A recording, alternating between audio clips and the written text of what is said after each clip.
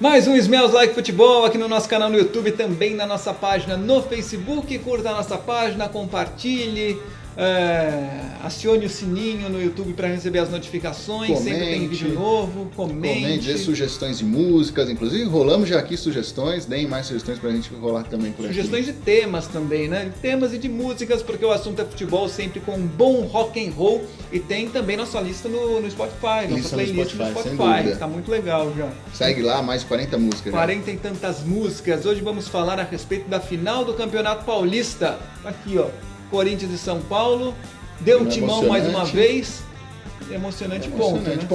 Emocionante ponto. Vamos falar sobre Corinthians e São Paulo ou som de quê? Inclusive vamos falar de Corinthians e São Paulo no vídeo de hoje, e no próximo vídeo a gente vai dar uma passada pelos outros estaduais. Vai ser um vídeo bem legal também. Que hoje foi o que a gente fechou os estaduais em alta, quem fechou em baixa. Claro que o título é muito importante, mas tem outros pontos aí a serem abordados também. Exatamente. Hoje a gente vai ouvir o quê? New York Dolls, cara. A banda da década de... Você foi buscar, a banda da década de 70. É uma banda muito curiosa, porque não foi sucesso de vendas. E, inclusive, esse... Gente! Esse figurino, meio andrógeno e tudo mais, foi meio revolucionário na época. Sim. E eles foram na contramão porque estava rolando o crescimento do rock progressivo nos Estados Unidos. E eles vieram com um som meio punk, e tem uns backing vocals que eu acho bem engraçado, parecem uns backing vocals de pub, assim, sabe? Que é tudo meio descoordenado, mas é bem divertida a banda. Mas não foi sucesso de vendas, eles voltaram a ser mais pop, mais cult nos anos 90.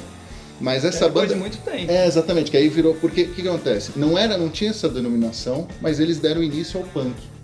Né? Tanto é que... Meio que sem saber. Meio que sem saber, exatamente. Tanto é que um cara que tentou resgatar a banda quando não foi sucesso de vendas foi o Malcolm McLaren, que depois descobriu os Sex Pistols. E tem uma história também interessante, que nos anos 2000, o Morrissey, que era fã da banda, fez ali um meio campo para que a banda voltasse. Depois de quase 30 anos.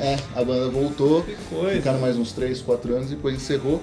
Mas vale por isso, porque mesmo sem ter sido um sucesso na época, foi uma grande referência para o movimento punk que estava surgindo. Muito bem, vamos ouvir então New York Dolls, Personality Crisis. Música de 3 minutos e 40, é isso? Exatamente. Pra gente falar sobre a final do Paulistão, música rolando, Corinthians 2, São Paulo 1, Corinthians tricampeão paulista, Fábio Carilli tricampeão paulista. Incrível isso, né? É incrível. Um dos poucos técnicos conseguiu isso. São pouquíssimos. E talvez nesse ano de 19, comparado com os títulos de 18 e 17, o futebol mais pobre do Corinthians. Mais pobre é uma coisa muito curiosa, que ficou a impressão de que os dois times que chegaram na final não mereciam tanto pelo futebol demonstrado, né? Mas quem mereceu, né?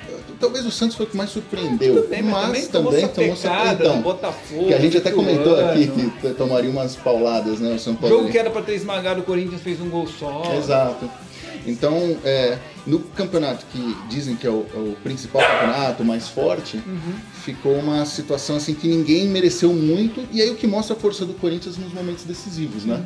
O Corinthians que, apesar de não estar jogando bom futebol, chega na hora H ganha. Né? Porque com o futebol já poderia ter saído de outras competições, né? Copa do Brasil, Sul-Americana, não tem jogado um bom futebol. Não. O jogo de hoje foi muito ruim. Muito ruim.